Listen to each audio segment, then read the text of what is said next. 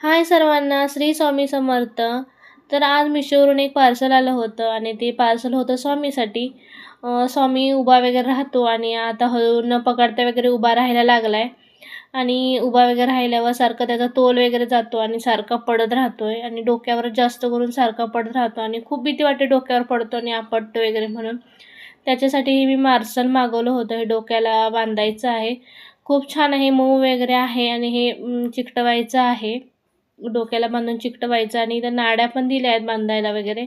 खूप छान आहे. मला तर खूप आवडलं.